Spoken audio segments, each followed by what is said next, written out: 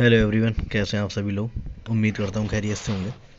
दोस्तों, आज हम बात करेंगे मध्य प्रदेश लोक सेवा आयोग रेजिडेंसी एरिया इंदौर। जो मध्य प्रदेश लोक सेवा आयोग है उसकी तरफ से MPPSC मतलब Madhya Pradesh public service commission. Okay, तो इसमें जो है बहुत सारी वैकेंसीज निकली हुई हैं। आयुष विभाग मध्य प्रदेश शासन हेतु विशेषज्ञ आयुर्वेद, मतलब ख़ास तौर पे ये जो वैकेंसी हैं वो आयुर्वेद डॉक्टर्स के लिए हैं।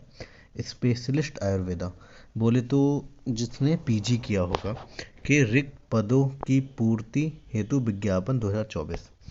तो इसमें जो विज्ञापन क्रमांक है ये दिया हुआ है 62/2024। 31 दिसंबर 2024 को ये विज्ञापन जो है प्रकाशित हुआ है। ऑनलाइन आवेदन करने की अंतिम तिथि जो है 11 मई 2025 दोपहर 12 बजे तक है। मतलब अभी काफ़ी समय है इसके ऑनलाइन जो फॉर्म फिल करना है या आवेदन करना है। ठीक है।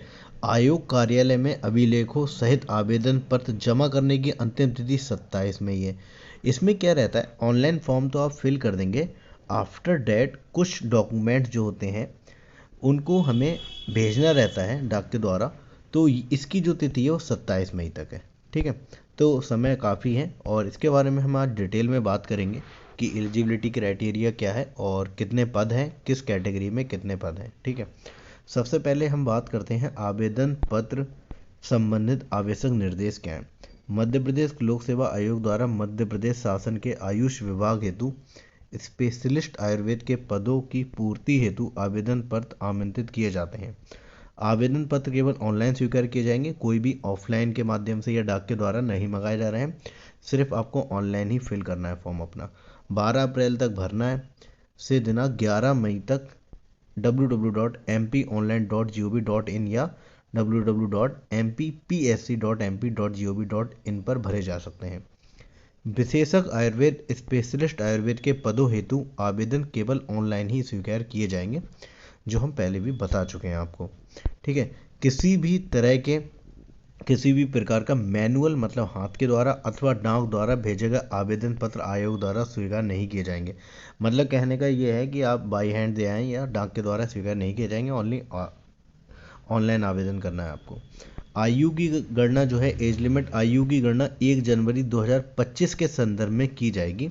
मैक्सिमम एज जो है 40 मांगी गई है, इससे कम वाले 21 से ऊपर, और मैक्सिमम एज जो है 40 है। आयु की गणना जो आपकी डेट ऑफ बर्थ होगी वो 10th हाई स्कूल की जो मार्कशीट है उस पर जो अंकित है उसके अनुसार की जाएगी।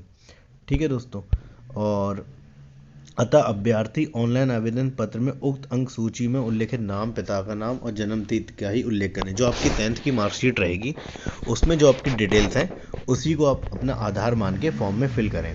ठीक है दोस्तों, और हम बात करें शुल्क संबंधी निर्देश क्या है कि परीक्षा का फॉर्म जो फीस कटेगी ऑनलाइन एप्लीकेशन फॉर्म की, वो आप क्रेडिट कार्ड, डेबिट कार्ड या इंटरनेट बैंकिंग द्वारा किया जा सकता है। ठीक है, और इसके बाद हम बात करेंगे आयोग द्वारा भर्ती प्रक्रिया अंतर्गत ऑनलाइन आवेदन पत्र में आयोग द्वारा सुनिश्चित की गई फीस के अतिरिक्त कोई भी त्रुटिवश गलत भुगतान के संबंध में रिफंड हेतु प्राप्त अभ्यावेदन स्वीकार नहीं होंगे। मतलब ये अगर आपका कोई भी एप्लीकेशन फॉर्म में गलती वगैरह हो जाती है तो उसकी जो त्रुटि रहेगी उसका अलग से आप चार्ज लिया जाएगा, 50 से 100 रुपये के बीच है, तो वो अलग से दिया जाएगा, उसकी डेट भी अलग आएगी। जैसे कि अभ्यर्थी ऑनलाइन आवेदन पत्र की सावधानीपूर्वक जांच कर लें। ऑनलाइन आवेदन पत्र में त्रुटि सुधार का कार्य दिनांक 18 अप्रैल 2025 से 13 मई 2025 के बीच 12 बजे तक ऑनलाइन ही किया जा सकेगा। ठीक है, इस हेतु प्रति त्रुटि सुधार प्रति 50 रुपये लिया जाएगा। अगर आपकी कोई भी उसमें एरर हो जाता है, अगर आपने बाय ऑनलाइन फॉर्म फिल करते हुए गलती की होगी तो उसमें आप 50 रुपये पर एरर के आपको देने होंगे।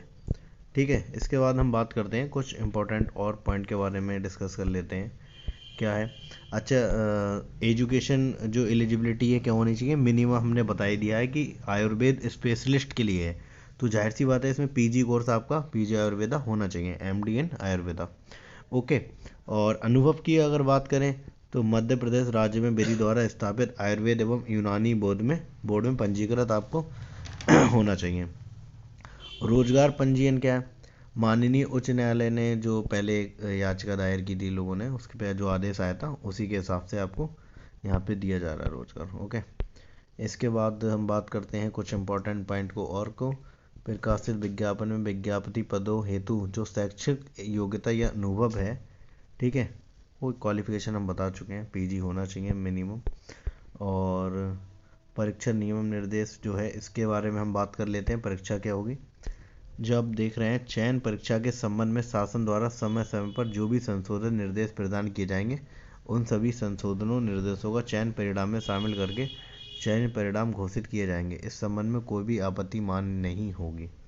चयन परीक्षा के संबंध में यदि भर्ती नियम, आयु, मूल निवासी, रोजगार, पंजीयन, आरक्षण संबंधी संशोधन शासन द्वारा किए जाते हैं तो इस संबंध में यथा समय संशोधित सूचना जारी करने के उपरांत शासन द्वारा समय समय पर जारी निर्देशों के अनुरूप अंतिम चयन परिणाम घोषित किया जाएगा। मतलब ये जिस डेट तक एग्ज़ाम वगैरह नहीं होता है, अगर उसमें कोई भी शासन की तरफ से कोई भी आदेश आते हैं तो उसको इंक्लूड किया जाएगा। उसी के आधार पर जो लास्ट रिजल्ट आएगा उसी के बेस पे दिया जाएगा। और चयन परिणाम प्रकाशित होने के बाद भी यदि कोई कंप्यूटर त्रुटि, लिपिकी त्रुटि ध्यान में आती तो आयोग का चयन परिणाम को सुधारने का अधिकार सुरक्षित है। चयनित अभ्यर्थी की सूची तथा प्रतीक्षा सूची, मतलब जो वेटिंग लिस्ट आती है, एवं चयनित अभ्यर्थियों के अभिलेख संबंधित विभागों का आयोग द्वारा प्रेषित किए जाएंगे। नियुक्ति की कार्यवाही शासन के संबंधित विभागों द्वारा ही की जाएगी। मुख्य सूची, प्रतीक्षा सूची के अभ्यर्थी नियुक्ति के संबंध में आयोग से पत्राचार ना करें। बाकी जो आपका आरक्षण है वो तो उसमें दिया ही हुआ ही है किस बेस पे होना है, ठीक है। अन्य निर्देश हम पढ़ लेते हैं कुछ इंपॉर्टेंट अगर रहेंगे तो। विज्ञापन के संबंध में समस्त आवश्यक सूचनाएं संशोधन आयोग की वेबसाइट पे आपको मिल जाएंगी www.mpsc.mp.gov.in पर, ठीक है। कोई भी अगर और निर्देश आते हैं तो इस पर एज अ नोटिफिकेशन वहाँ पे अवेलेबल हो जाएंगे, ठीक है। प्रकाशित भर्ती विज्ञापन के अतिरिक्त अन्य